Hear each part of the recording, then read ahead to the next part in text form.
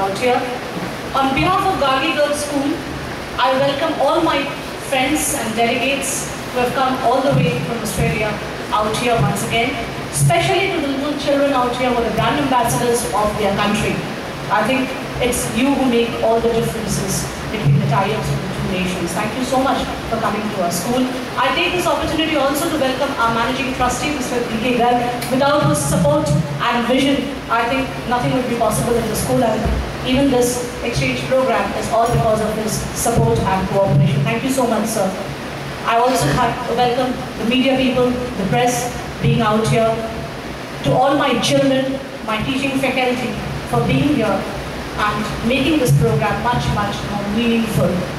You know, I think this is indeed a very memorable day for this particular school. Our school is relatively half a decade, I would say, not even half a decade, 4 years old school, but we have a lot of laurels to our credit, being always the first in this ancient city. In fact, to brief you a bit, I think this history of the city dates back to the Neolithic age. The first traces of civilization happened out here in India. So it's prehistoric times that the city has its own history about. So in this very ancient city, our school has always taken up initiatives, the first laurels for things to happen. And I think this international exchange program is also one such initiative. At a personal level, you know, my favorite song in the growing up years was John Lennon's Imagine. Imagine there is no country, there is no religion. I can't sing, otherwise I'd love to sing that song. And every time that I see an exchange programs happening, every time two nations people come over, either we go or they come, I can see that song that I used to hum during my growing up years getting replicated, getting implemented. I think times have changed. It is a cliche now to say that the world is flat. The world is not only flat, I think as George told the other day, the world is shrinking, and it has shrunk. The geographical boundaries are getting diluted. It is much, much easier now to reach two different corners of the world within a jet speed during a very short span of time.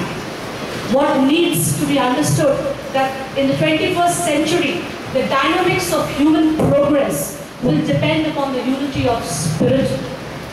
The love between two nations, two cultures needs to be further consolidated. There was a time when diversity was antagonistic. Today, diversity is not antagonistic. It is rather a virtue, a gift that needs to be shared, that needs to be celebrated.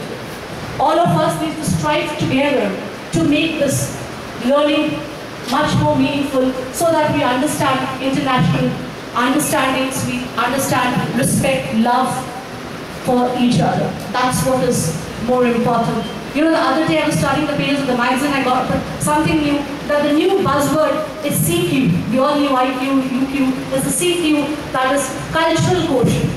It is a cultural intelligence that is the most important in the global world of today.